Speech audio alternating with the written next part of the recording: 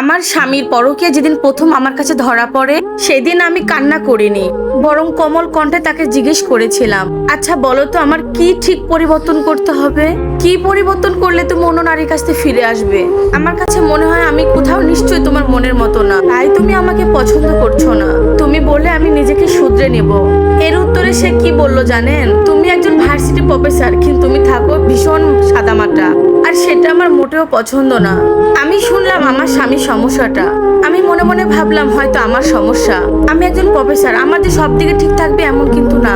সে হয়তো চায় আমি একটু আধুনিক হই, কিন্তু বিশ্বাস করেন আমি যথেষ্ট আধুনিক। বিশ্বাস করেন আমি তার কথাটা শুনলাম। দীর্ঘ 2 মাস লাগিয়ে আমি নিজেকে আধুনিক করলাম। আমার সাদামাটা কলসটা ছেড়ে এবার আমি বেরিয়ে এলাম। নিজেকে পরিপাটি করে যখন স্বামীর মনের মতো গড়ে তুললাম, তখন কি দেখলাম জানেন? তখনও আমার স্বামী আমার উপর সন্তুষ্ট না। দ্বিতীয়বার তাকে অন্য নারীর সাথে হাতে নাতে ধরলাম। সেদিন আমি নরম কণ্ঠে বললাম, তুমি তো আধুনিক হতে বলেছো, আমি তোমার কথা মতো আধুনিক হলাম। তারপরও আমার মধ্যে কি সমস্যা আছে বলো? তুমি যা যা বলবে আমি সবকিছুই শুনবো। তারপরেও আমি তোমাকে আমার করে পেতে চাই। তবু তুমি বলো প্লিজ আমার কি কি পরিবর্তন করতে হবে? তখন সে আমাকে বলল, তোমার সরল সোজার ধরন পাল্টাও।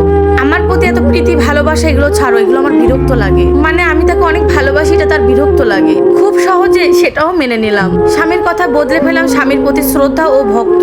তার জন্য ভালোবাসা রয়েছে স্বামীর প্রতি, কিন্তু তাকে আর দেখালাম না। এভাবে চলে আরো কিছুদিন। আবার কিছুদিন পর আমার স্বামীর তৃতীয় পরকে ধরা পড়লো।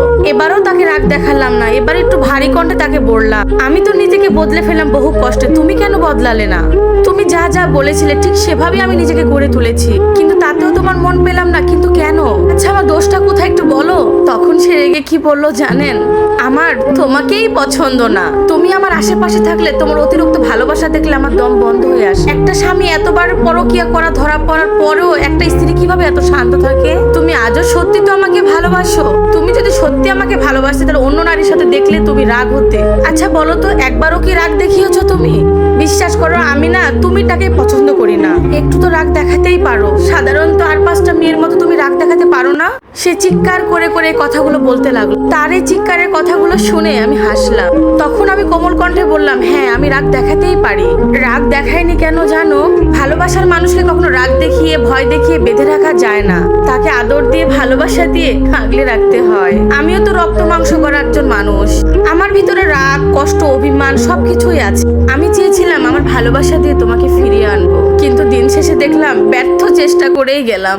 আসলে আমার এটা আগেই বোঝা উচিত ছিল যে ছেড়ে যাবে সে 1000টা অভিযোগ দিয়ে চলে যাবে। যেটা পরে হলো এখন বুঝতে পারতেছি। যাই হোক এবার আমি তোমাকে মুক্ত করে দিয়ে গেলাম, ভালো থেকো। সত্যি কথা কি জানেন? যে ভালোবাসবে সে 1000টা অভিযোগ নিয়ে ভালোবাসবে, আর যে ছেড়ে চলে যাবে সে শুধু যাওয়ার রাস্তা খুঁজবে। এটা একজন প্রফেসর আপুর লাইফ স্টোরি, সত্যি বেদনা।